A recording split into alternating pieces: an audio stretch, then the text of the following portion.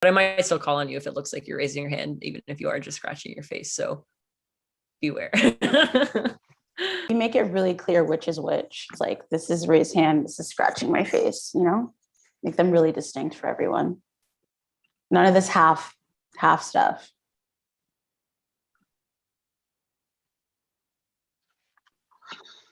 Live on the YouTube. Wow. We're going big. No one wants to see your food.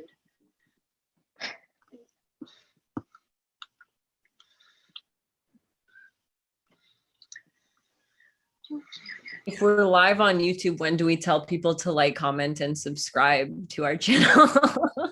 Right at now. the beginning, at the end. Right now, this is good. Okay. Oh.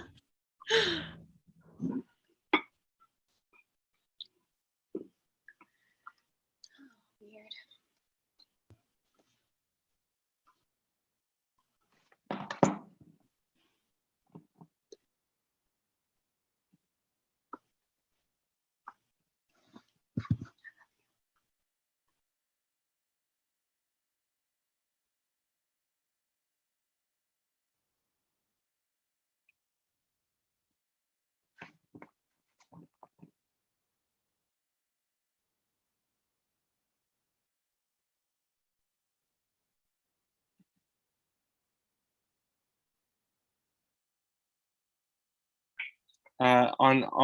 On Facebook, it's set up so you can only see one person. That's the right way? Is that the speaker? Yeah, No, I guess so. On Facebook, it's set up so you can only see one person. Let me mute myself. It's just because we're screen sharing right now. Once we finish the screen share, I think it'll go back to gallery. Perfect.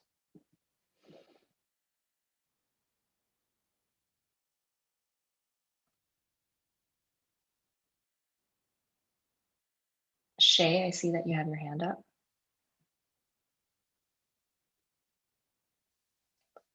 I'm just going to wait 1 or 2 minutes before we start so we can have a few people filter in.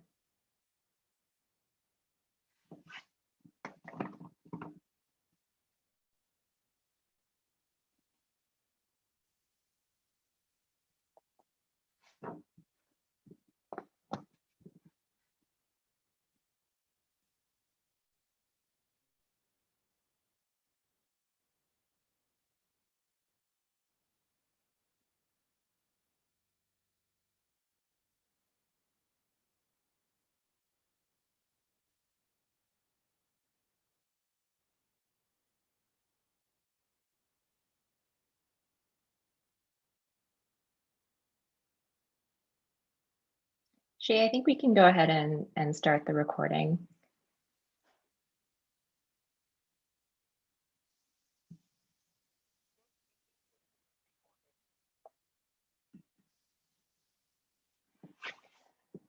Oop. Hi, everyone. Thank you very much for joining me today in our roundtable discussion hosted by Canadian Students for Sensible Drug Policy in this year's Support Don't Punish Global Day of Action. I am Sanjana, sorry, and I am joining on behalf of CSSDP. We are a student and youth-led organization advocating for drug policies based in health and human rights, as opposed to criminalization and punishment. And since we're all joining from different places today, I'd like us to take a few moments to reflect on our various relationships to the land that we're joining from, as well as the custodians of this land and the histories of these relationships, and our commitment towards reconciliation, accountability, and justice. So I'm currently joining from the unceded and ancestral territories of the Musqueam, Squamish, and Tsleil-Waututh peoples.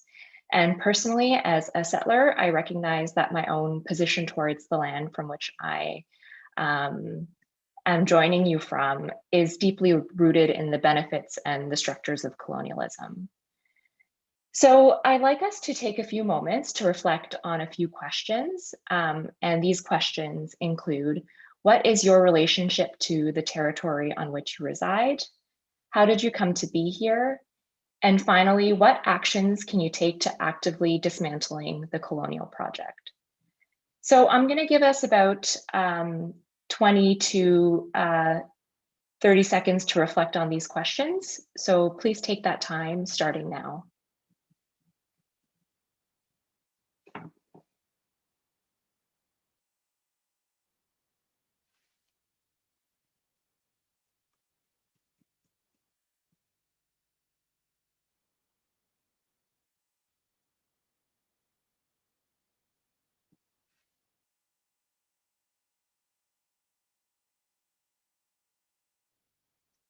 So thank you very much for joining me in that. I encourage us to all continue these reflections, especially as we engage in today's conversation and acknowledge the roots of colonialism in the war on drugs and the impact that it's had on our communities. Our roundtable discussion today is held in solidarity with Support Don't Punish, which is a global day of action to end the war on drugs. And through our event, we wanted to hold a conversation with youth across the country to elevate youth voices and perspectives on current drug policies, as well as future drug policies. So our event today will be graphically recorded by Emma Richards, who unfortunately can't be here today, but Emma will be developing a journey map based on our conversation today. And if you keep an eye out on our social media, which includes Facebook, Instagram, and Twitter, we'll have the graphic up there. So yeah, please keep your eyes peeled for that. And so with that, I'd like to pass it on to Maureen and Heath, who will be facilitating our event today. Awesome. Thanks so much, Sanjana. And a big thanks to Canadian Students for Sensible Drug Policy for hosting Support Don't Punish and all of the organizers around this Global Day of Action for making space for this dialogue today, as well as all of our lovely participants who we'll give the floor over to introduce themselves in a second, and everyone tuning in on Facebook, on YouTube, and here in the Zoom room. I suppose I'll start. We'll introduce all of ourselves. So my name is Heath. My pronouns are they and them. I am joining from the unceded territory of the Algonquin Anishinaabe people on the Gatineau side, just by Ottawa.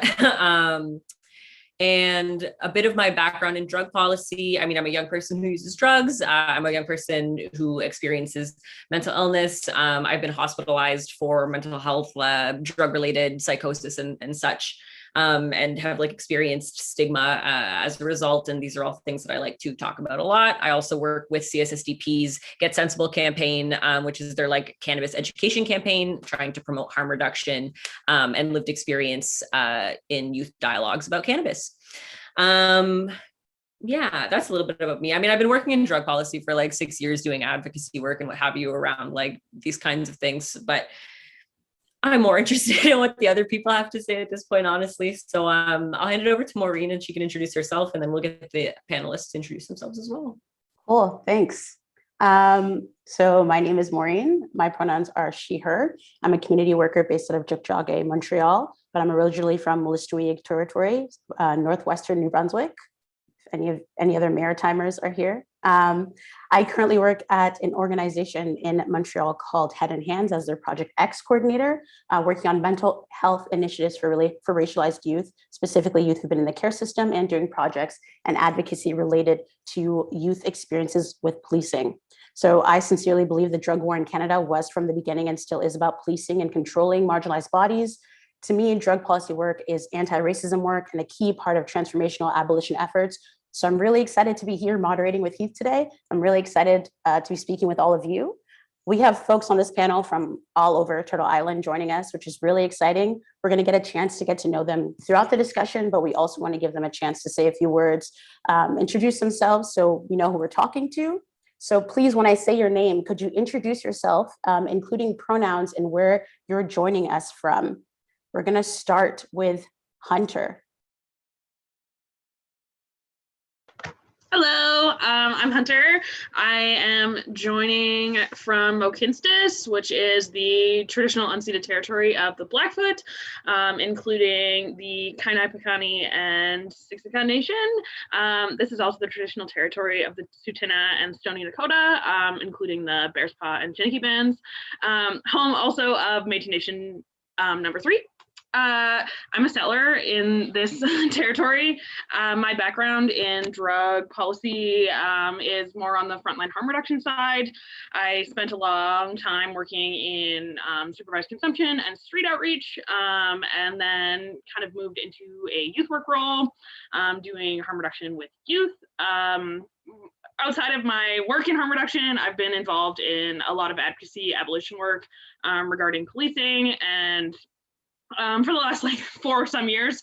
And yeah, I'm super stoked to be here. I've been wanting to get talking about policy for a long time, and yeah, awesome. Thanks, Hunter. Next up, Paige. Hello, hi, I'm Paige. I use she, her pronouns. I am from the unceded and traditional territory of the Secwepemc and Ktunaxa people, as well as Métis Nation, which I'm a part of. So if any of you are watching, hi, hello, how are you doing? But I currently study in university a bachelor's of psychology with a minor in sociology and teaching English as a second language.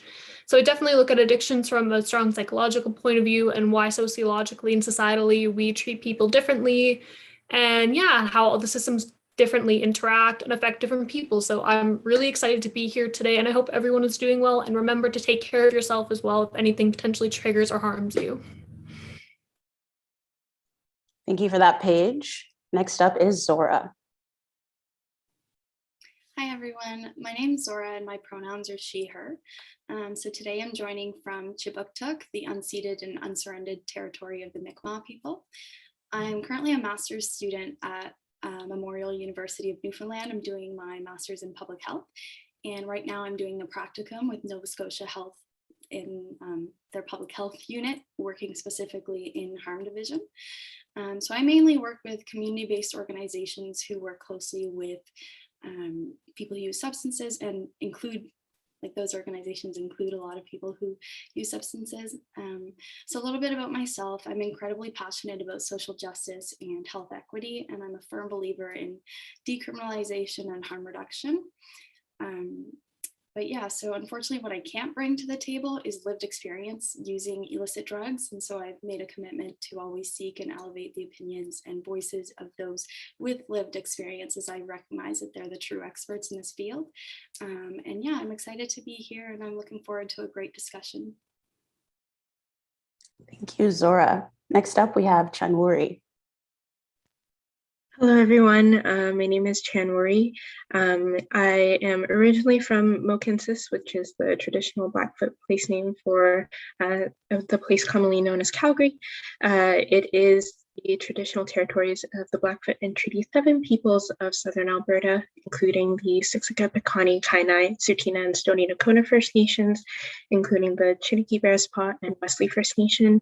And the city of Calgary is also home to the Métis Nation of Alberta Region 3, but I am calling from Saskatchewan, which is on the Treaty 6 territory, and it is the homeland of the Métis. I don't have an academic background in harm reduction. I am professionally a wildlife biologist, but as I navigate through the queer space and as I focus on intersectionality, drug use is a topic that comes up often. And so I'm excited to chat with everybody here in the panel today about the policies regarding drug use and how we can support, don't punish, and yeah, just promote harm reduction in our everyday lives. So excited to be here. Thanks, Chanwuri. And next, Kalisha. Hi, my name is Kalisha. We are also joined by my son Arlo today. I use she, her pronouns, and I live, work, and play on Treaty 6 and Treaty 7 territory. That land traditionally belongs to Cree, Saulteaux, Blackfoot, Métis, Dene, Nakota Sioux, Siksika, Piikani, Kainai, Tsuut'ina, Stoney Nakoda First Nations, as well as Métis people. And I recognize the elders in my community who have taught me to appreciate the land that I live on as a settler, and I am working to raise my family in a way that reflects those sacred teachings and that appreciation for the people who came before me. My background is I am a young person who uses drugs. I am a bipolar woman. I've been hospitalized for that. And using drugs has been part of my life for over 12 years. I think that it's been really important for me in my work as a journalist to understand how people in my community are affected, how people are treated, and to recognize the oppressive nature of the drug war. I know people in my community I've lost to the war on drugs, people who have died from a poison drug supply. Through my work with Stimulus, I was able to really kind of get a more solid understanding of what other people are going through and what that experience looks like across all walks of life. I left my work as a reporter because I was fighting with the government too much. And I am now in school for social work and just really here to, I'm just so excited to have other young people who are passionate about the things that I am. And yeah, I think that's enough of an intro for me. Thank you. Thank you. You said some words I really like there, fighting with the government. Next up, Asaf. Hi, my name is Asaf. I use he, him pronouns. I'm coming from the unceded and ancestral territory of the Kanien'kehá:ka people in Tiohtià:ke, otherwise known as Montreal. I'm a member of CSSDP. I'm a youth who consumes drugs. I care passionately about the stigmatization associated with drug use and how it is very, we can be very subtle in the way it affects our lives and takes away our opportunities, diminishes our healthcare, ruins our relationships, and damages our mental health. And I'm really looking forward to talking about some ideas with all these amazing panelists I have here, that we have here. So yeah, this is gonna be fun. Great, thank you everybody for introducing yourselves. A reminder to people in the audience, if you want to participate in this conversation, the Zoom has that super convenient chat function. Please engage, send in questions, if you have a comment, any of that kind of stuff. You just want to say, hey, like we love seeing you in the chat feature. With that, also a reminder, Paige mentioned this, but important to say again, if at any time you need to step out, at any time the conversation isn't something that you can deal with at the moment, we might be talking about some heavy things, please feel free to leave, to take some time. We understand, we support you in that. That's important. Do what you have to do to take care of yourself. Really crucial. With that, I think we can jump into the discussion if everybody is ready, if you're all prepared. First question, really, really easy question, really simple. I'm being sarcastic. What do you think is the most crucial issue facing young people who use drugs today? This can be open to anybody. Whoever wants to take it, you can hop on and get talking. Most crucial issue facing young people who use drugs. It is, for me, the stigmatization. I think that it's so restrictive to be labeled in a certain way, to be seen in a certain way, to be to have expectations placed on you as a person who uses drugs that really diminish people's view of you and their view of your potential. So for me, it's the stigmatization and the lack of real education. See, Hunter had their hand up. Yeah, I think one of the really important conversations around drug use is like the autonomy that isn't granted to young people. Autonomy is a huge conversation in, I think, a lot of decriminalization and harm reduction spaces, but it often isn't applied to youth. And a lot of like really punitive or carceral policies surrounding drug use are really aimed at youth, and it really just removes their autonomy. Like, we need to remember that even as young people, youth do have the autonomy to make decisions about what they do with their bodies, and like this whole stigmatization and fear mongering around like save the kids still isn't really taking into account the reasons that youth are using drugs. May it be pleasure, health, mental health, like trauma, all of those things. And you still do have the ability to make those decisions for themselves. And the way that drug use now, today, still really limits a lot of youth's access to mental health, relationship supports, all of those things. It's kind of like you're treating your trauma using substances of whatever variety, but then you aren't able to access mental health care because you use substances. And like those two things shouldn't be together. So.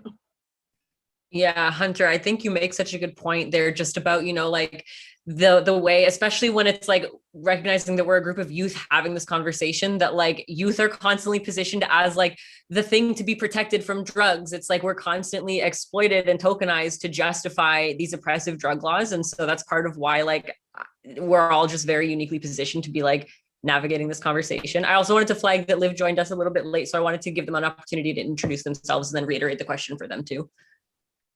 Hi everyone, my name's Liv. I'm Métis living on unceded Anishinaabe Algonquin territory in Ottawa.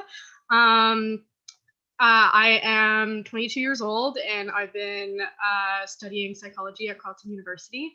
And I'm super interested in harm reduction. I've been working within it in policy for a few years, and I'm just here to give my personal experience as well as my academic experience. And yeah, the question. And the question was, what do you think is the most crucial issue facing young people who use drugs? I think one of the most crucial issues is that our voices aren't listened to, and we are, again, like put at the forefront to like be protected, but also aren't given the supplies or resources to be protected from institutions, as well as not given the space to vocalize like how drugs either benefit our lives or how they benefit our medical issues, especially if you're BIPOC. The fact that you use drugs, there's such a like, how are we supposed to be stable without like fair access to medical care? And so we are going to use drugs as a way to cope with ourselves. And even as someone who sits here with lived and chronic illnesses, is that like we don't have, like, we often get judged or put blame on for using these substances without getting a use or alternative. Yeah. I think something that's really interesting that I think two people, perhaps Liv and Hunter, both mentioned is kind of like this really paternalistic view that we have of youth. And it's really interesting because we have the same paternalistic view, or when I say we, I mean that general society has the same paternalistic view about people who use drugs, that they don't know what they're doing, that it's kind of like a child like kind of vibe in terms of how they're treated. And that same thing is done to actual youth. And so when you have that intersection of being a youth who uses drugs, like that paternalistic kind of like, oh, I'm going to take care of you, make decisions for you, is kind of doubled, is even more intense than it would be regularly. And then there's also the thing that needs to be recognized, that at the same time, youth are vulnerable, and that people who use drugs because of the society that we live in can be vulnerable as well. So how do you strike a balance between providing care, when it comes to providing care, between vulnerability, but also recognizing that people know their lives and can make their own choices?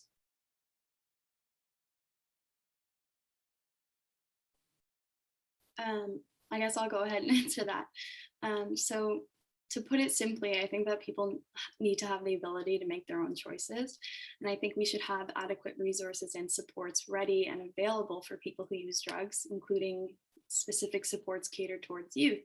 But we also need to recognize that they have their own personal autonomy. And I think it's a good approach to that would be to figure out the reasons why they're using substances. So if they're using it as a coping mechanism for underlying trauma, or to deal with like hardships that they're facing, like maybe homelessness, domestic violence, etc., we need to provide them with like the supports that they need that will address those underlying issues, so that they're not using substances as a coping mechanism.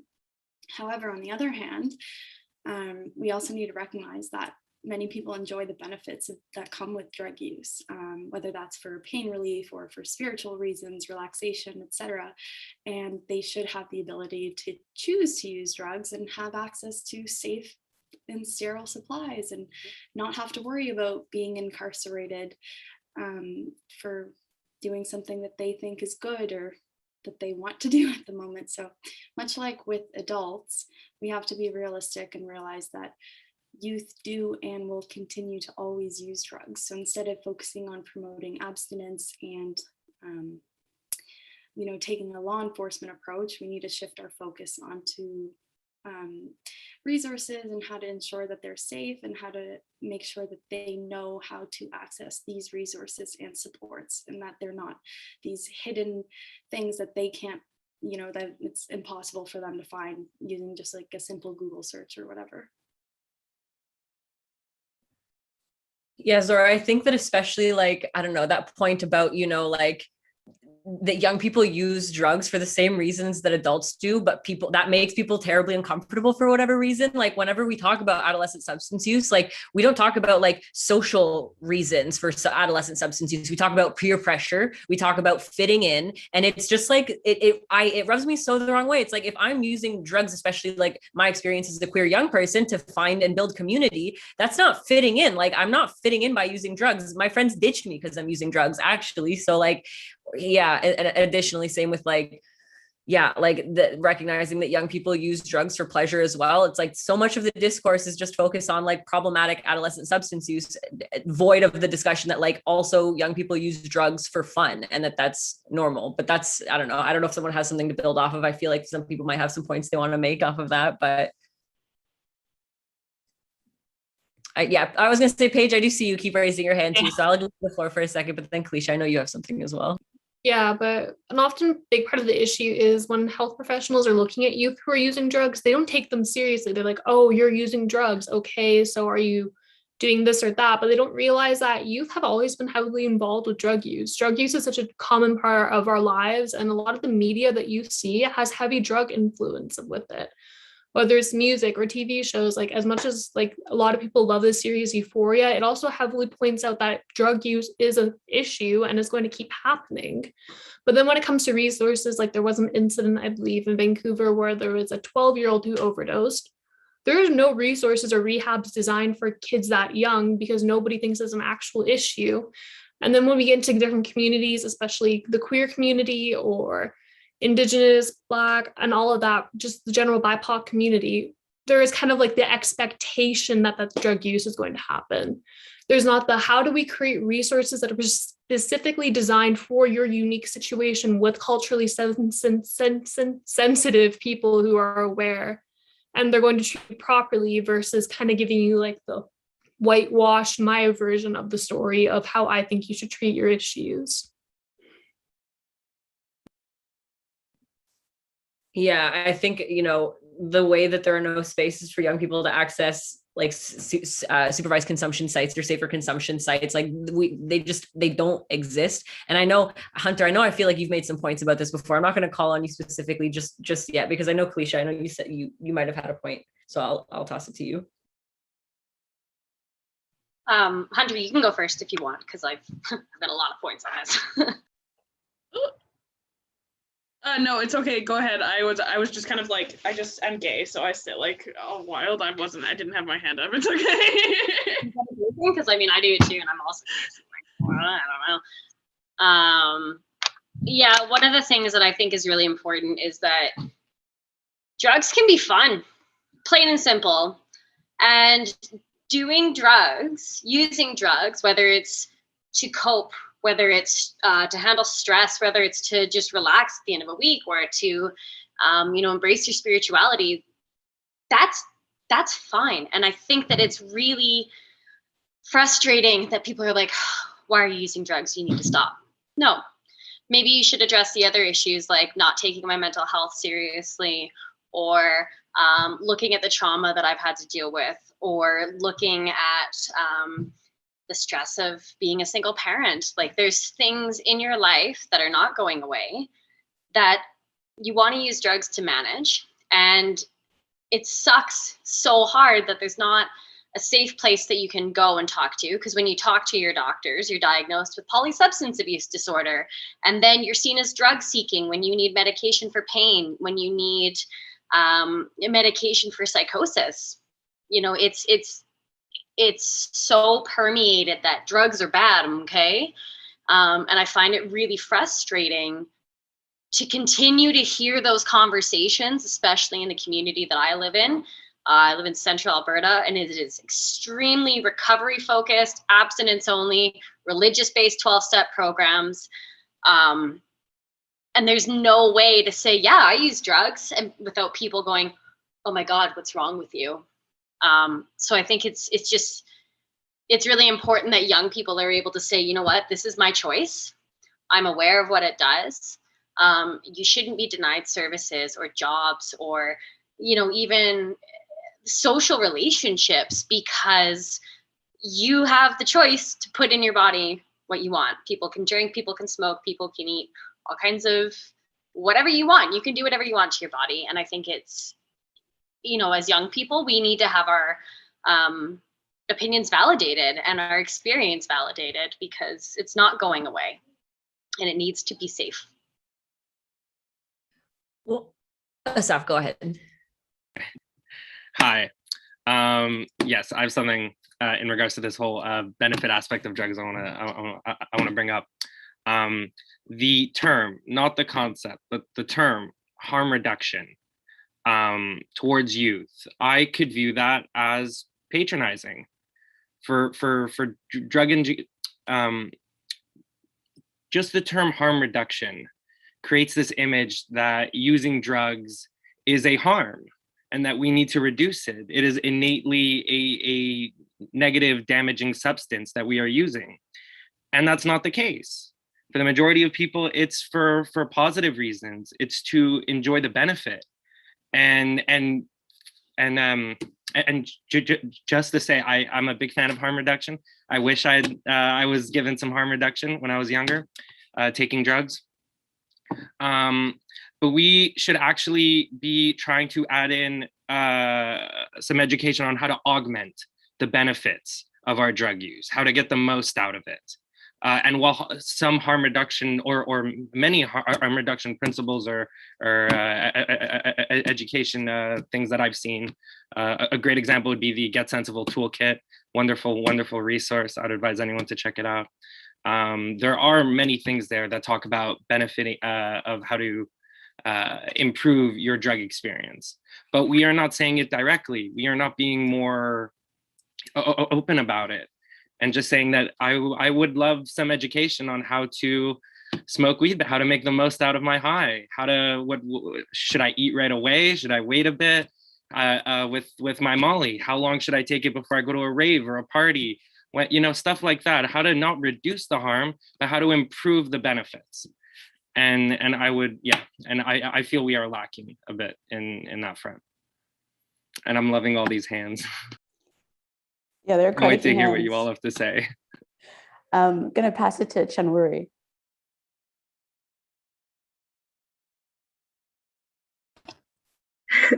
Yeah, I just wanted to add on the points that were just mentioned. To me, the most harmful thing is the discrimination and criminalization of drug use. So, for example, in Alberta, I had to go through many loopholes in the mental health system to find someone that will also understand how my mental health and my drug use are interconnected. To me, like, drug use is basically a very cheap form of therapy.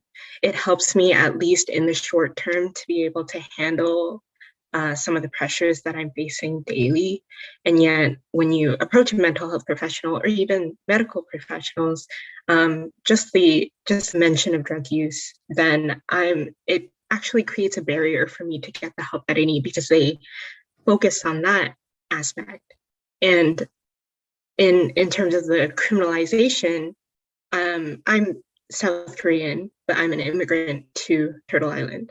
And currently I'm a Canadian citizen, but if I were to ever try and be a Korean citizen, I actually can't because drug use is so much a part of my life. And in South Korea, it could be, even if you're living somewhere that it's legal, you can be fined up to $50,000 and you can face up to 5 years in a prison sentence.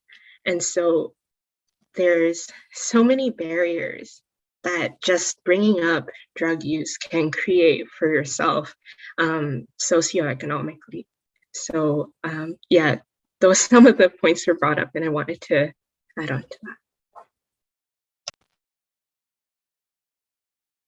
We have two hands, I think, from Zora and Paige. Paige, do you want to go ahead first? Sure. So when the idea of like harm reduction was brought up, like I love harm reduction. It's such a great model, and kind of like going on to the idea of how to make it like more of a educational place. A big part of it is A, people are scared of harm reduction because it does kind of condone the use of drugs, and B, people are scared of education because once you understand something, it's harder to police it. Because if everyone had the same knowledge and the same awareness of the risk factors, people would probably be in a lot better place, because our prison systems, which is a big part of the issue for a lot of drug use, because shout out to all the people who are still in prison due to weed charges, even though weed is now legal. So there's definitely an element where people need to be aware of the fact that just because you're scared of education doesn't mean it's not going to happen. Like with this lovely panel that I'm a part of and all these people coming with so many different backgrounds, it makes me really positively think that education is going to become a big part of it. And I'm super excited for that. But I'd also like to see drug education start younger, because kids are getting involved in it. And if they're more aware, they're going to look out for their friends better. Like I didn't receive naloxone training until I was like 17, when that should have just been a part of my high school education. But yeah, I just definitely think that I would love the idea to see harm reduction turn into how can we make drugs a safe place where everyone can get. Even now is looking towards using various substances to help treat different illnesses and different disorders. So I kind of think that a big facet of all of it comes back down to education and removing the fear mongering that comes with a lot of things. I think that's such a good point. And the education piece is one that's like very close to me as someone who works in drug education as a young person who uses drugs and has been like very much harmed by the stigma and like opposite of compassion, I guess, like demonization of drug use that like our education system perpetuates. So I'd like to bring it back to the education piece in a minute, but I want to give it to Zora first to make any points that she was looking to make. Okay, awesome. Thank you. I just wanted to comment on what Asaf was saying earlier about like harm reduction and calling it harm reduction. So like I too am obviously a huge advocate for harm reduction, like many of you, and I can see the point you were making. But I also think that the unfortunate reality is that if we want to see any sort of drug policy reform, we need to convince the higher ups, and the evidence is there, but trying to get them to listen is like a whole other story.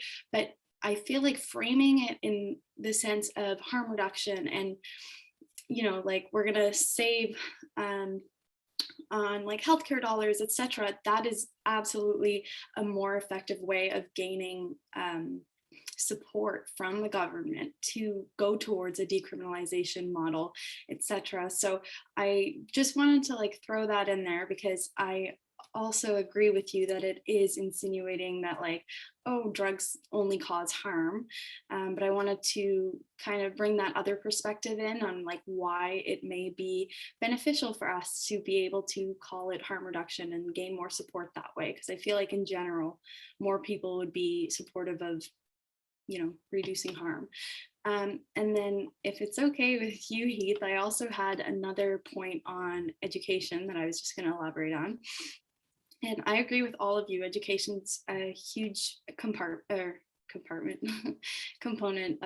drug use and like harm reduction as well. And many youth don't really even know what harm reduction services and resources in general are available to them. Like personally, I didn't know anything about harm reduction or overdose prevention sites or safe consumption sites when I was in high school. And one of the one of the main principles of harm reduction is to meet people where they're at. So I think that especially if we're catering towards youth, I think we need to implement harm reduction education in schools, or drug use education in schools, just like we have sex ed. And there was a lot of backlash implementing sex ed, especially for more like conservative people. But it's the same kind of idea. We're just like looking out for the kids and trying to prepare them for what's out there. And when I was in junior high and high school, the only conversations we ever had around drug use was centered on abstinence. And as we all know, that does not work. So I think implementing harm reduction and drug use education in schools is a really good step towards overall decriminalization and also destigmatization. So, you know, just normalizing drug use in our society, especially like among the newer generations. And ideally, I'd love to even see schools offer their own needle distribution and disposal services and be a safe space for students who use drugs and who, you know, don't know where the OPS site downtown is, or who can't disclose to, who don't have family or loved ones to seek help. And they shouldn't feel, they shouldn't have fear of being like penalized for, you know, reaching out. And I think that that's a really big step that we should be working towards. Yeah, I think it's a good point to recognize that like the way institutions are wary of harm reduction. Like I've done some like drug policy advocacy like in the United Nations and even like globally, like the concept of harm reduction is so radical in some spaces, but I think it's also worth recognizing the limitations of the institutions and reform as well a little bit in as so far as how much they can actually like implement change. Have like working in drug education, trying to implement like change in the school systems is the bureaucracy it is pretty slow. But Asaf, I saw you put your hand up, so I'm not sure if you had maybe a bit of a rebuttal in terms of the discussion around harm reduction, and then Kalisha's point, and then we do have some questions in the comments as well that we'll get to. But I just want to say I completely agree with you, Zora. Most harm reduction initiatives or programs, the big ones, are funded by either the government, by a health service, and they in no way will allow you to educate someone on how to consume drugs better. But we should be looking at it like a disservice to the majority of people who use drugs, who don't have issues, who don't have an addiction, who would significantly benefit, and even people who do would still benefit from it. And yes, I don't see it in any possible way happening, but as individuals, we can. We could pass on, because technically there is that type of education already. It's existed for a long time. You go on forums online, and you know, if you're a person who uses drugs who's ever tried a new drug for the first time, you look it up. You see how to do it. What's the best way? What scenarios to enjoy it in? So we are filling that role to a certain extent as individuals, but it's been going on for a long time, and we should be trying to push for it a bit more, saying that this has been a great benefit to people who use drugs. And if we can formalize it and give it funding, the benefits of that would just be amazing. and then Kalisha, I'm not sure if you still had a point that you wanted to raise. I sure do. So one of the things that, I want to go back to this idea of wording and the idea of wording with harm reduction. So I've been a local reporter, like I said, for about 6-7 years. And over that time, I've had to have conversation after conversation after conversation about person first language, about differentiating between legalization and criminalization, about people who use drugs versus addicts, or any of these things. And one of the things that I've noticed is, there is a really specific language that we have to use in order to address policymakers now. However, going forward, we are the policymakers. We are the people who are working to have these conversations, to build up a view of harm reduction or healthy drug use, or whatever we want to call it, that works for us. And I think it's really important to stay hard on that line of using the language that's important for us. And I think that it's just really helpful to kind of have these discussions about like, do we call it harm reduction? Do we not? Do we call it safer substance use? Like, I don't know. I just think that wording component is incredibly, incredibly important. And I think it's something to really be aware of in your day-to-day life, your discussions with family, with coworkers, with people in your city, with councils, all of that. Like it's really important to remember the power of that language.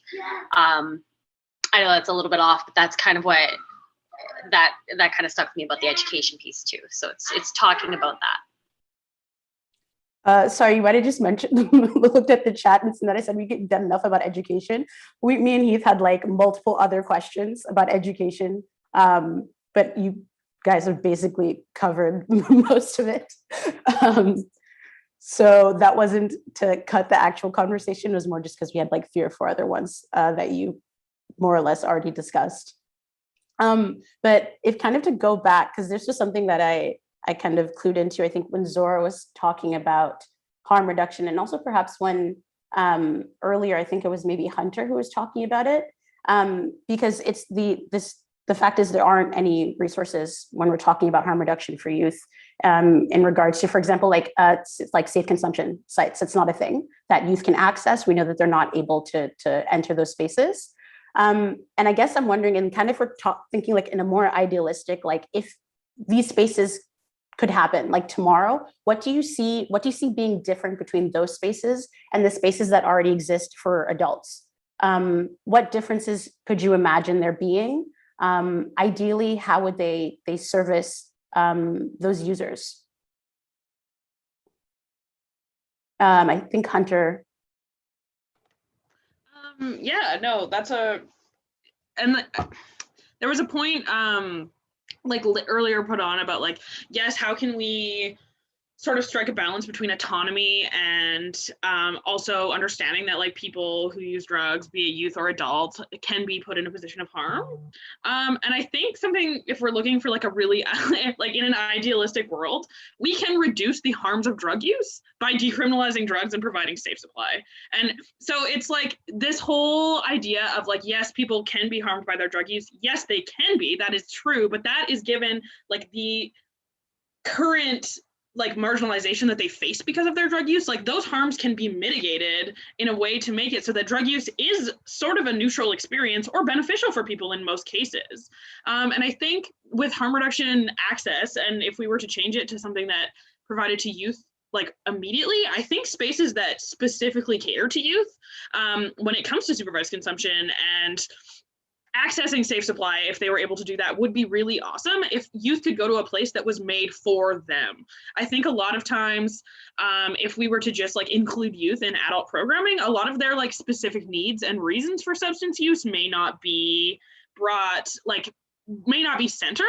And also like youth need spaces where they can be youth but still talk about the things that they deal with. And I think if we had supervised consumption sites that were like staffed with people who were youth drug users themselves, like we need like youth who use drugs to be the forefront of the conversation and also to be the people that are like creating this programming, because like otherwise we're just going to miss the mark like over and over and over. And when we try to institutionalize harm reduction and like institutionalize, medicalize all of these like ideas of substance use, we just like completely miss the mark on like a lot of the like pleasurable, beneficial reasons for youth substance use.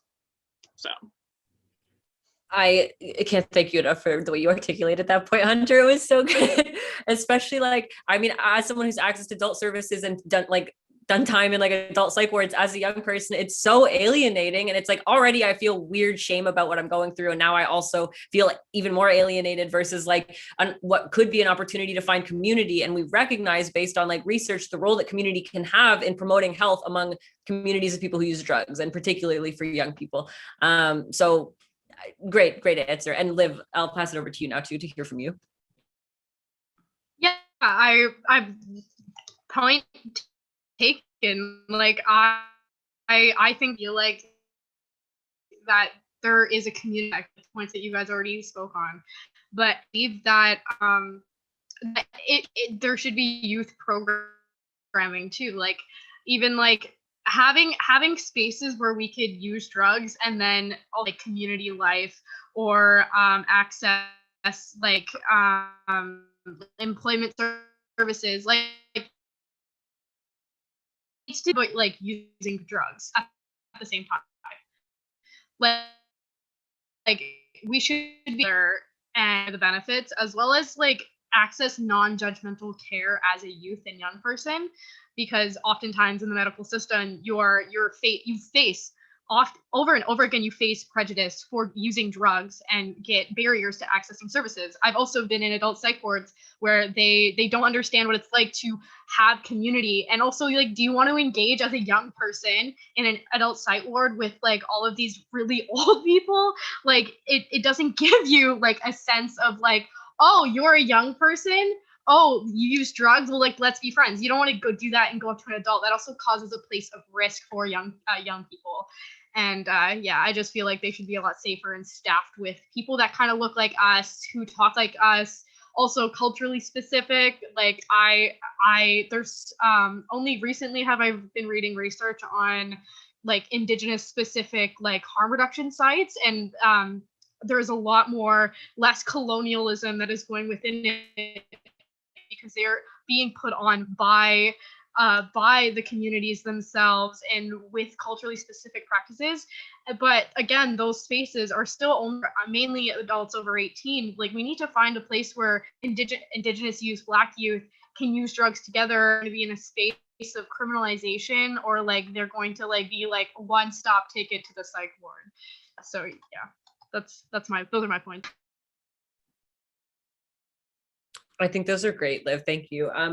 I think we're going to take a 5-minute break at some point, but I'm going to pass it over to Chinwari and Paige to share their perspectives at first. I'm just going to flag that maybe after these points is, I don't know if that's, I don't know how people are feeling, if we should just roll through it or take a bit of a break. But I'll pass it over to Chinwari for your answer, and then we'll see from there. Yeah, adding on to Liv's point and Hunter's, it's like when thinking about how we can create spaces for youth, I also envision a place where parents and family members can be educated as well, because especially if they're from a different background or culture, because I feel that safe spaces for youth is definitely needed. However, in terms of like parental influences on youth, I find that I wish that my parents were educated about drug use, or my parents were educated about sex education, just so that they could help me navigate as well. So not creating like a place where parents and youth can go in together, because there's a lot of dynamics that can go on that you would have to navigate. If we were to have people that were specializing in that, that would be great. But I also wanted to add on to the point that in order to create safe spaces for youth, I also think that adults to have better education as well, to understand what more it is like for youth. Yeah, I think that's super crucial. Thank you for sharing that, Chinwari. It also reminds me of, reading about youth who, for example, are in the care system, who use, and how that is just consistently a disaster, because their foster parents or the people who run group homes, et cetera, have no knowledge of how to take care of, how to support youth who use drugs, and what the repercussions that can be for them are. And I think that those things are really in line about the guardians, about care, about, the youth workers also around them, because it's not all youth workers understand drug use. Not all youth workers understand like mental health at a base level also. So all those things exist in tandem. Thank you for bringing that up. See, Paige and Liv both have things to add, and Kalisha, ooh, it's popping off. I just want to check in again about taking a break. Do people want to take a break? We're going until 4:30. So, all right. So no one has to pee or anything. No one needs to go get water really quick. All right. So we're gonna keep going. Okay. So I have two things. I'm also gonna try to answer some of the anonymous attendee question, because I do work as a counselor as well. But my first part of it is, I find that a lot of people kind of misinterpret the purpose of like psych wards, because a lot of the like psychology, like just being involved in it and working with a lot of different professionals, there's definitely an element where people kind of forget how, oh no. Did I freeze? We can still hear you. Yeah. Your video froze, but your audio's coming through just fine. Okay, I guess I'm good. So there's definitely an element of kind of abuse within the system because youth tend to get really taken advantage of, especially with mental health issues, because there's sometimes a lack of awareness of who should I trust with this information. And I've definitely run into a lot of youth who don't want to divulge anything to anyone who works in a particular system because that can put them in more danger. And there's a lot of like self-preservation with it. And it's also just kind of looking into the other side of it, youth who do deal drugs. Like I've been friends with youth who were drug dealers, and just kind of like how there's no protection for them and there's no resources for like, hi, I used to deal drugs anonymous. What do I do now? Because I'm in danger, but it's also my main form of income. So there's definitely a need to address all sides of the story. And then also the anonymous attendee with like BC trying to pass bill C-22, which will allow parents and professionals to institutionalize any youth who overdose for 7 days. I don't personally, just from working with youth who do use drugs, I just kind of think that's an inappropriate response, because usually when a youth overdoses, it's either an intentional attempt or it's a pure accident. And I just kind of, yeah, so it's just kind of a thing where we have to look at all points of the problem, where if a youth is overdosing, we have to discuss what were they using, how did we get to this point, but also how do we support the youth and how do we support the family, because some families don't know that their youth do use drugs. So it's all overall a traumatic event for everyone involved. And I just kind of think that we have to look beyond the stereotypes or why things are happening. But yeah, I hope that kind of helps answer it. And I do agree with you. I totally disagree with Bill C-22. I know Kalisha, I believe, wanted to say something, but right before, I just wanted to reiterate what was in the Q&A. So it was BC's trying to pass Bill C-22, which among other things will allow parents and professionals to institutionalize any youth who overdose for 7 days. Being a retired youth counselor, I totally disagree with this bill. What are your thoughts? And that was what Paige, the back end of Paige's answer. Was it, did I imagine, Kalisha, that you had your hand up? No, you didn't. And then just as I was listening, I was like, I wasn't sure if I was still on topic or not, honestly. Also, can I, like, am I missing something in being able to see the questions that people are posting? Because I'm looking at our chat and I'm not sure if I'm on the right spot, because I just want to be able to follow along with that. But yeah, if I guess the thing that I was thinking of is, you know, when we create a space for youth and youth who use drugs, as a youth who used drugs, and I did talk to my family about it and it did cause some problems, but I was adamant in the fact that I know what's going on in my brain. I know what's going on in my body, and it's not, you know, I was denied mental health access because they were like, oh, you're using drugs. So even if it was just weed or mushrooms or whatever at the time, sorry, one sec. Sorry, there's Play-Doh play happening. And so one of the things that I found so frustrating was they were like, well, it's going to damage your brain. And I said, my brain's already fucked. I'm bipolar. This is something that has helped me navigate, helped me manage.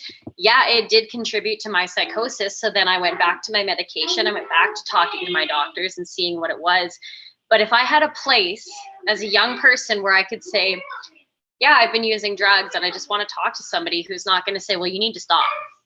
Because it's the same with the Housing First initiative. You can't force people to stop using what they're using to cope in order to give them other services. And those services for youth should be created by youth and with youth in focus.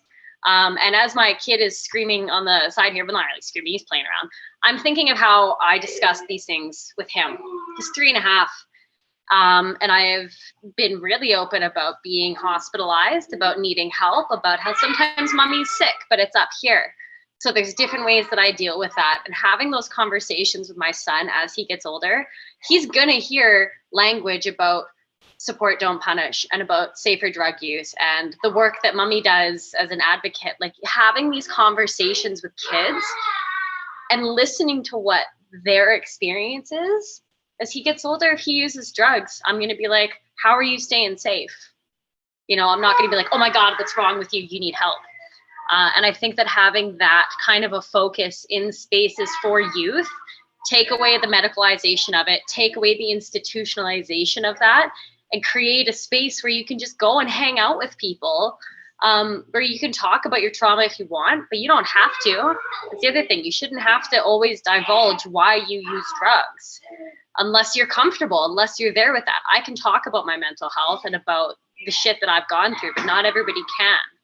And I think it's really important to recognize that, like, sometimes you just want a place to hang out and be with friends or meet other people. Excuse me.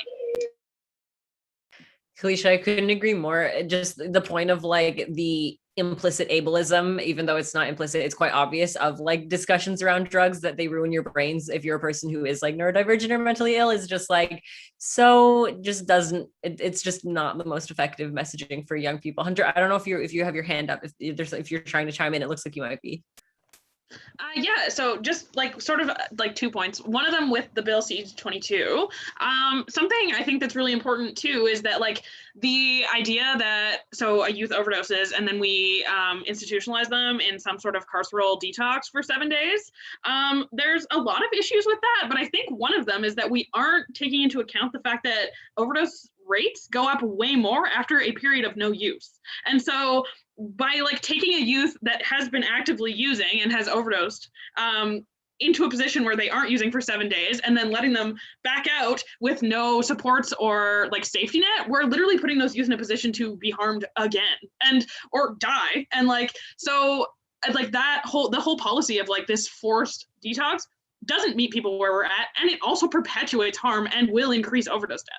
So we like that policy itself like is really just misguided and doesn't take into account the actual harms and risks, especially with fentanyl being in the supply. And it comes back to, if we had safe supply and drugs were decriminalized, we wouldn't have fentanyl in every substance that exists.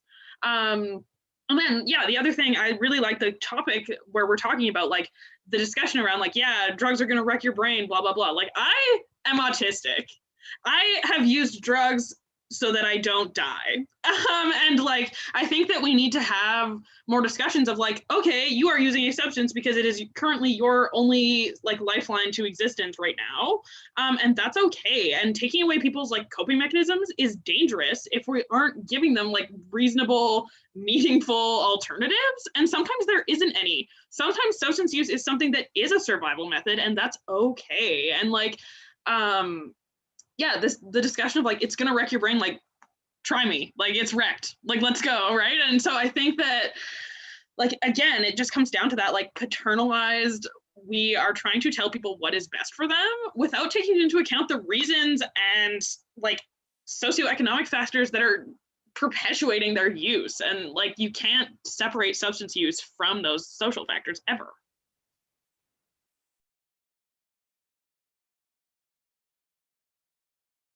There are two other hands. I think Asaf, you've had your hand up for a bit. And then Zora, and then we don't have much time, so we're going to move on to the next question, maybe try and tackle some of the ones that are in the Q&A. Hey, yes, I love the two questions by Willie and Anonymous. I'm going to talk about Willie's first. The best way for parents to support youth that use drug, it is different if they're over 18 or under 18, or over 21 and under 21 if you're in Quebec, because there's a difference between whether it's legal for you to, in Quebec, you have to be above the age of 21 to purchase marijuana. But I think the most important things to do is provide them a safe space, allow them to do it in your house, in your home, allow their friends to come over. Assist them in the difficulties that are associated with consuming drugs, acquiring. For when I was younger, I used to get on my longboard at like 12 o'clock at night when my parents were asleep, because I didn't want them to know I'm buying weed. I would hop out of my house and then longboard like 20 blocks at the dead of night to meet some drug dealer in some car to buy some weed. All this takes a lot of time, a couple hours to go there, come back. Helping them reduce these types of circumstances that come with their drug use would be a massive help as well, as a parent with a kid who uses drugs.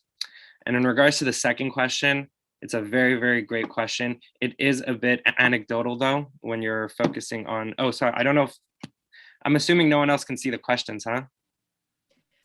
I can read it out for, I'm not sure if all the people, like particularly on Zoom or on Facebook and YouTube, can't see the questions, but I think the question you're referring to is, what are your thoughts in terms of the younger youth aged like 12 to 15 being able to make conscious life decisions such as using drugs? Example being a person who used to use drugs versus thinking of my own 11-year-old choosing to use drugs, let's say next year, worries me personally. I don't feel like he is mature enough to make such a life decision. I want to point out that I am an advocate and 100% for harm reduction and youth inclusiveness. However, with the education I've been through, it showcases the negative effects drug use can have on the brain at such a young age. So I'm wondering what your thoughts are on this. That is a great, great question. And to be honest, my expertise really doesn't fall on it, but I do believe that when it comes to when we put a barrier of age, we are basing it off of a comprehension of the brain that really is just not fully formed. There is a lot of research into this, but we don't understand the long-lasting complications of marijuana usage. Say if they use it from 12 to 15 and then they stop at 18, or just if they use it sparingly. There's a lot of variables at play, and to be honest, I'd love to hear what the other panelists have to say about this. Thank you. I think we can go on to Zora. Awesome, thank you. Okay, now I have two things I was gonna say. I'll try to keep it short though.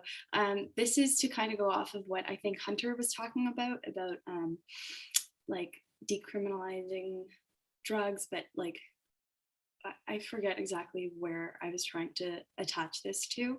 But what I'm trying to say is that I'm a huge believer in that we need to stop looking at drugs and like the opioid epidemic, or sorry, I didn't mean to do that, from a law enforcement perspective, and look at it from a public health perspective, and stop looking at how we can, you know, like how we need to punish these people, like incarcerate them. Like we know that doesn't do anything. And like they said, the 2 weeks after somebody is released from prison, like somebody who uses drugs, is the highest risk period of them overdosing. And then when they do get released, they're, you know, let go with no supports or additional resources, and that kind of like puts them in a really dangerous and vulnerable position. So one little like anecdotal example I have of this is something as simple as like sobering centers. So I don't know how many folks are like know about sobering centers. It's something fairly new to me, but basically it's like a public health approach to what we know as a drunk tank. So if somebody gets, you know, apprehended for public indecency or public intoxication, instead of taking them to a drunk tank where people have died in these drunk tanks because of a lack of supervision or lack of, you know, medical aid, and just letting them sit there, and then in the morning, you know, slapping them on the wrist and sending them on their way. These sobering centers take a public health approach, and they let people, they provide people with a safe space to sober up. They provide them with, like, you know, food or water should they need it. There's usually a nurse on site, and they most importantly, they provide them with resources and kind of figure out, like, does this person have like a alcohol use disorder? Do they need more help like addressing other aspects of their life, like do they need help getting income assistance, etc. So I would love to see that model be expanded for other drugs, so that people who are having, even like a bad trip, or even somebody who, like a kid, like a youth who is high and they're scared to go home, but they don't have anywhere else to go to sober up. If we had these sobering centers, that was a safe space for them to go. And, I think that that would be a really good step towards overall decriminalization again. And then I also wanted to address one of the questions that was put into the chat. I can just read it out loud just in case the attendees can't see it. But basically, Anonymous asked, I was curious how the panelists felt about drug elitism, how some drugs have been deemed as more socially acceptable, such as in the case of alcohol and now cannabis, and how some places that promote harm reduction don't focus on the harm reduction of all drugs. They may only focus on ones that are deemed more harmful and less socially acceptable, like opioids and meth. I know many who use marijuana and alcohol, but at the same time deem other drugs very problematic, and even deem those who use other drugs as problematic. Do you see drug elitism as an issue with youth as well? And how can we educate individuals on drug use and dismantle drug elitism? I find drug elitism very harmful, as it doesn't promote decriminalization of all drugs and further stigmatizes other drugs. First of all, I think that's a great question, and I totally agree with what you just said.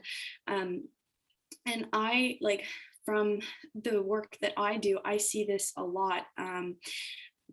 Some drugs are absolutely more stigmatized, and like, I'm sure we've all heard the term crackhead, like, being thrown around. And like, it's also kind of like a weird thing that goes on, because I feel like the stigma is also attached to the person. So if you see like a rich white person on a boat partying and they're doing cocaine, like, it's seen as like girls gone wild, like they're having fun.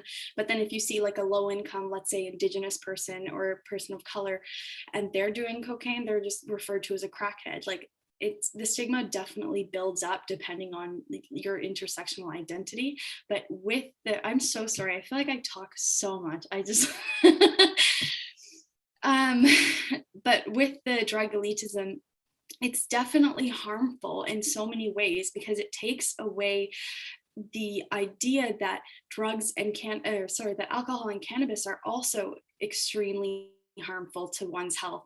If we're, if we don't want people to do drugs because we're concerned for their safety, we should also look into to cannabis and alcohol. So like, even with alcohol, like there's very few limits on advertising. Like, children can see alcohol advertisements like on billboards, etc., but you can't do that with cannabis right now. And like, God forbid somebody sees like any advertisement ever for meth or anything like that. And then also, like, I was a pharmacist that I work with, she was telling me from like a clinical perspective that the harms associated with what is inside a cigarette versus what is inside pure heroin that is not laced with anything. A cigarette is like substantially worse for your health in terms of like carcinogens and other, toxic products that are in cigarettes, and they're being sold freely, basically. So yeah, we definitely view something like heroin as like way more like harmful or whatever, and it's because of that like drug elitism, like hierarchy of like what's better, and like, and that's all depends on what's socially accepted. Like, could you imagine if you went to a baby shower and instead of like cheering with champagne, people were taking hits of cocaine? People would lose their mind if that was the case. That'd be a fun baby shower, but people would lose their minds. But yeah, I don't know if I even answered the question fully or if I just friggin' rambled on, but I'm done. I thought it was great. I also think when you're talking about the drug elitism, just because I always think it's so important to highlight the historical aspects of this, it's like the first laws about opium were because Canada was like, we don't like Asians. Like, everyone needs to remember that, like the history of why some things are considered something. And I think, Zora, you said this when we met last time, you said about drugs and like other drugs, like the things, like the drugs that we consider like the other drugs, the scary drugs, so often are related to historical racism and continued racism today. I also wanted to say really quickly, wanted to highlight, we have two people with their hand raised, Kalisha and Paige. I don't know who had their hand raised first. But Paige, you can go ahead, and then Kalisha, and then we're going to move on because we still have 2 or 3 questions we want to get through before the end of the discussion. So Paige, do you want to take it on?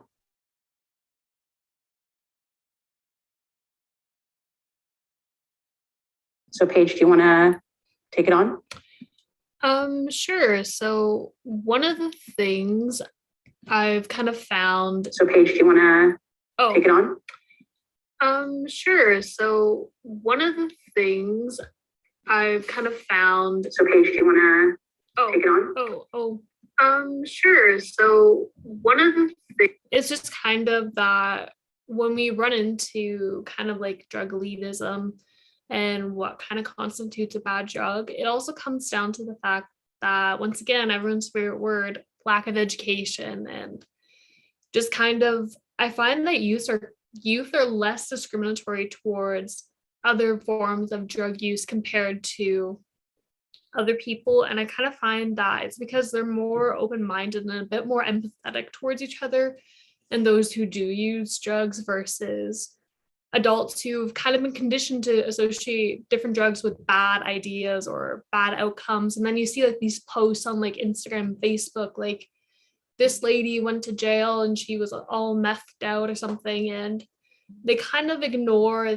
how some people get to that point. Like there's lack of storytelling, which I find can be a very powerful tool. And when we're looking at how to treat drug use and how to look at it, because we forget that people do have stories. Like, sure, we tend to put like, this person was coked out, they did this, or they ran through park naked. And I just kind of find that we need to look beyond what happened and go back to, where's the education piece? What do we need to learn from them? And how do we get to this point? And I kind of think that drug elitism is also primarily circles back to like the whole concept of eat the rich, because I find that rich people, they have access to like supreme top of the line services, and they can access so many more things that other people may not be able to afford, or they may not even qualify for, because some of them, they're exclusive or they're a private function versus a public resource that's good and reliable and gets results for what they want to see. And I just kind of think that at the end of the day, we have to realize that when we're talking about hard drugs or things that are thrown into that category, there's people behind them, and the substance itself, when it's pure, it's less harmful. But we have other issues going on like fentanyl or drugs getting laced with different substances that we may not know how they interact with somebody else. And I kind of think that if anyone's going to use drugs, you have to be self-aware, self-educated, and you have to be able to trust your dealer. And I think that just kind of comes down to, eventually we're going to have to decriminalize and legalize so many other substances, because once pot or kush or whatever you want to call it was legalized, we saw such a high increase of people using more safely. And there's people there at most dispensaries who are willing to educate and have a conversation with you. Like, this is what we typically see. Is that something you want to see? And I think that if we're going to move forward, we have to start looking into that, especially for youth, because not every dealer is trustworthy, even if they are like your best friend's cousin or something, because there's so much money involved with it that sometimes money becomes the priority versus the safety. But that's just kind of my look at it. Yeah, I mean, I think there's like the role of money. We didn't even get to the question about like the role of global capitalism in the war on drugs, because we had a few points that we don't have time to open it up. But I mean, even so, like in terms of like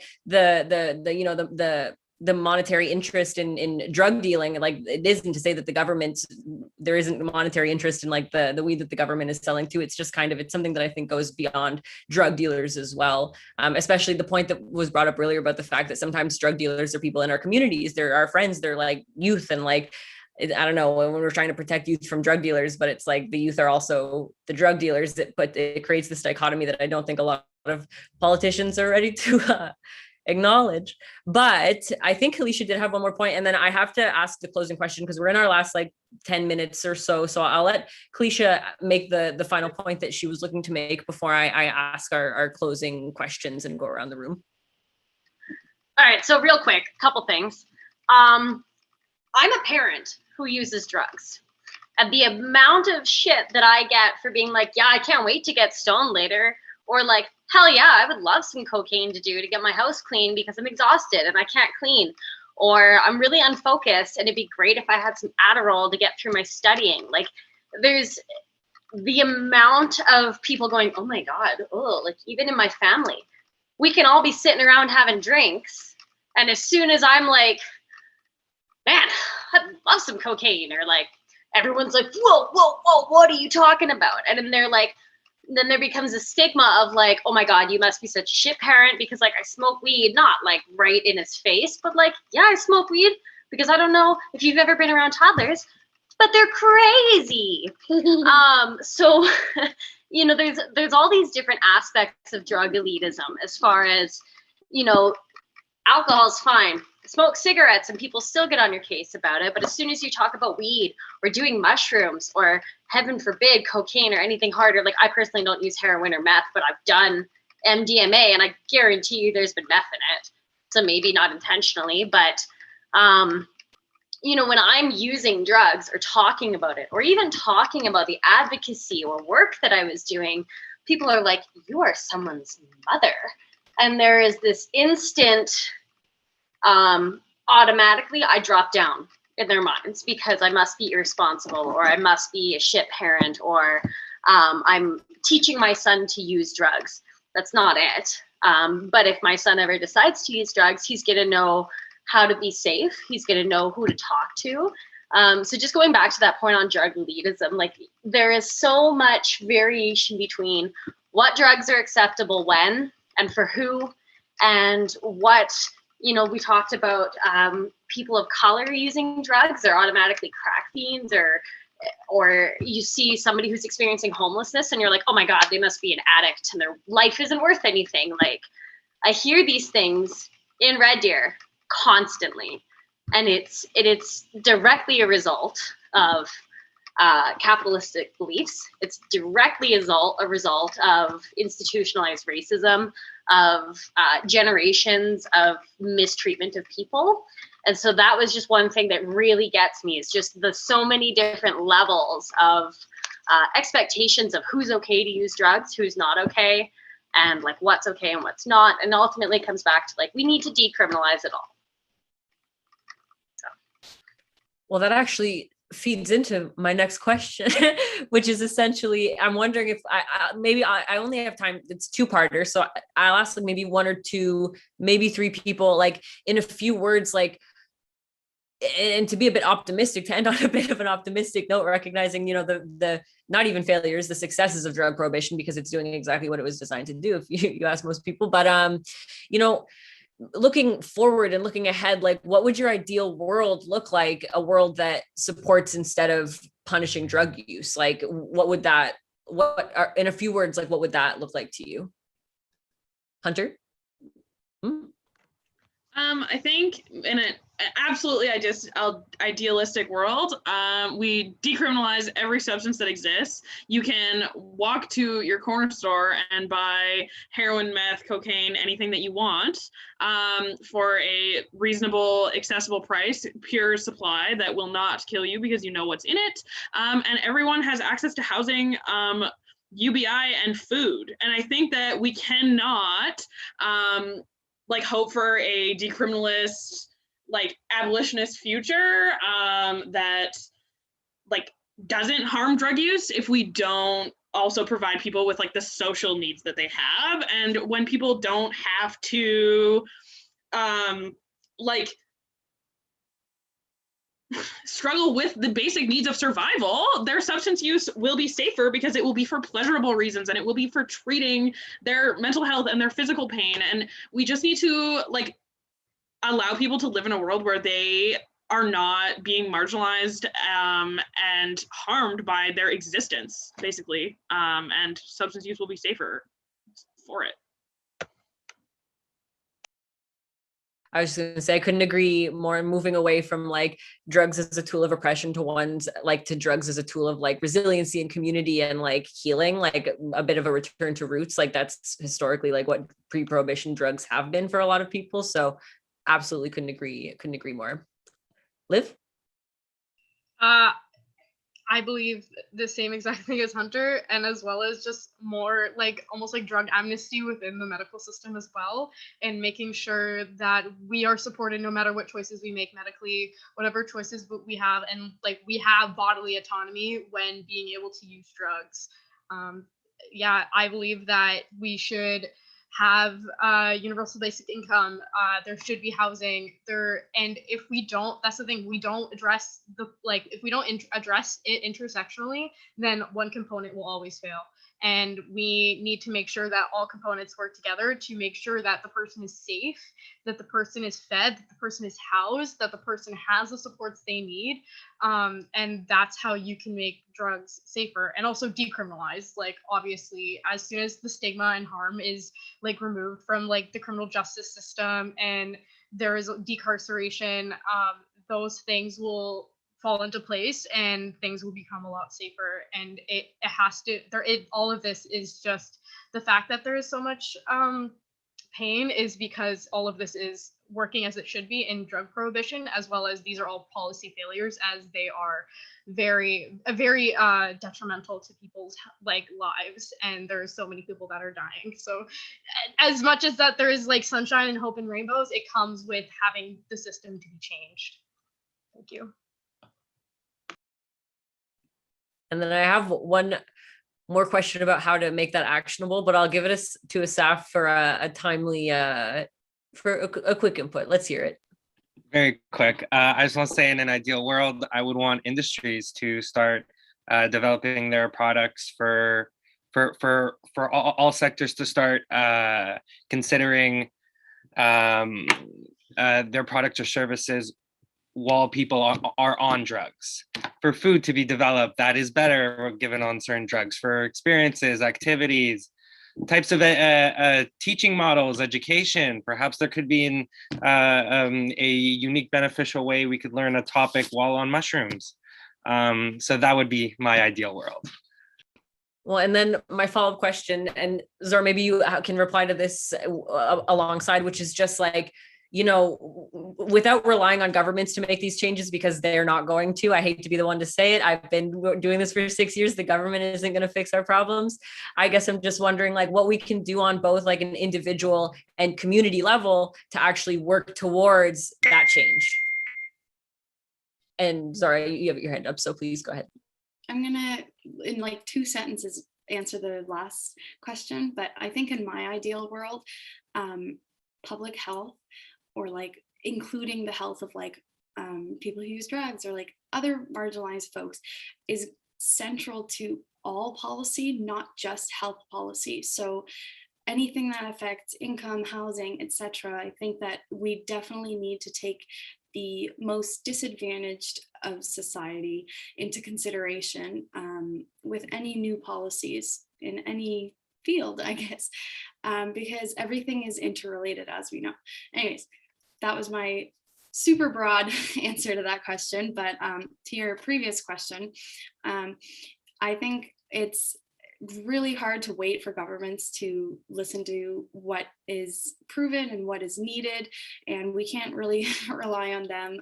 While we should continue to push for support, I think that this is definitely something we could take in our own hands. There is a group in Nova Scotia called POSSE, and it stands for like peer outreach support services and education, and it's youth led, and it's literally just a bunch of youth who get together, share harm reduction supplies and tools, and they do outreach and they connect other youth in the community. It's in 3 different communities, but I would love to see that organization be kind of like expanded throughout Canada, because then it's kind of like we're taking it into our own hands, because we know what youth who use drugs need, and we know where we can meet them and how to help them. So I think that that's one way we could, you know, do something right now. Absolutely. Historically, people who use drugs show up for each other, and youth really know how to show up for each other too. And we know this to be true as young people on the call, some of us young people who use drugs. And Hunter, it looks like you looked like you were biting your tongue, like you might have had some insight about how to make some of this stuff happen. Yeah, like I 100% agree with the like we can't wait for government to step in and make these changes, because it's not it's people are going to keep dying. And I think something that's really, really like we can make really small tangible steps to reduce harms, like keep harm reduction supplies at your house. Let other people know in your life that if they need a safe place to use substances, like you have that, like you will provide that for them. Have, you know, harm reduction supplies. Put anarchist lit in your local community library that's in your neighborhood. You know, divest from our, like, a big part of our like abolishing these carceral systems is like killing the cop in your head. If you see somebody like digging for garbage in your back alley, like offer them some food, you know, do some mutual aid. Like we just need to, like, we know that we're not going to be protected by the police. We know that the government isn't going to protect us. We need to take care of each other in the most tangible ways possible. And that includes letting people do drugs at your house and feeding everyone who's around. And I think that those are two like really small tangible steps that we can take to help each other.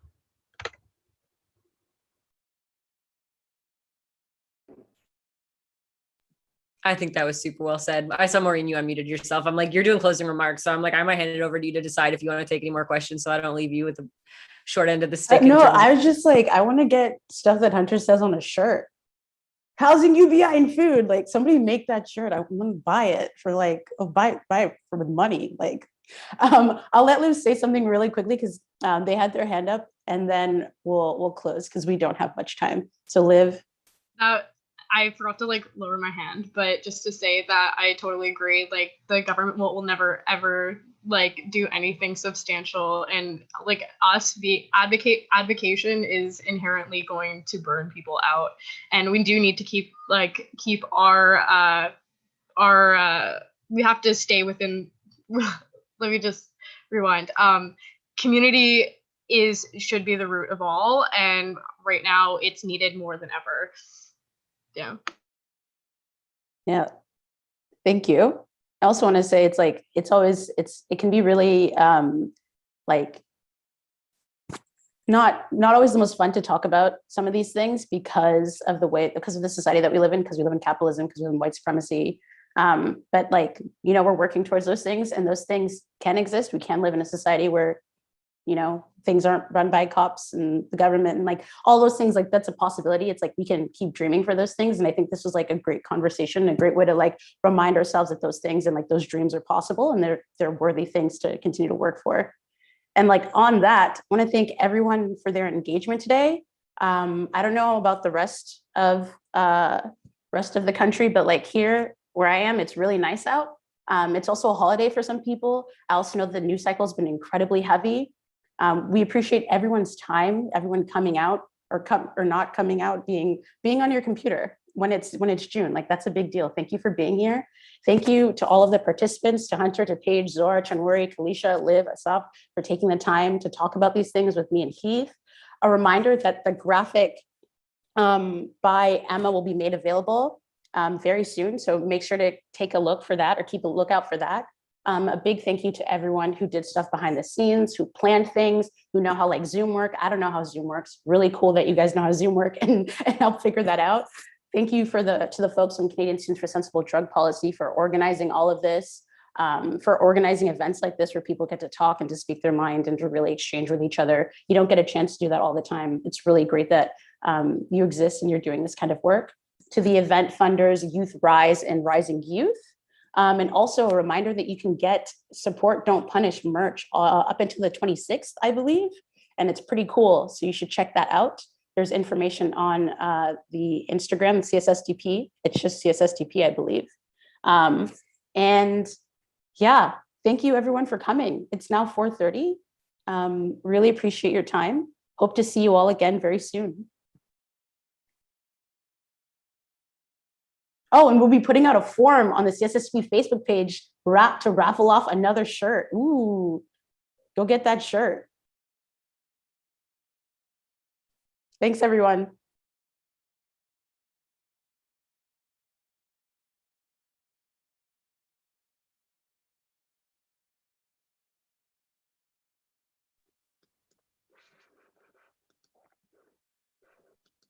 Great. wondering if we can stop the recording and the live stream.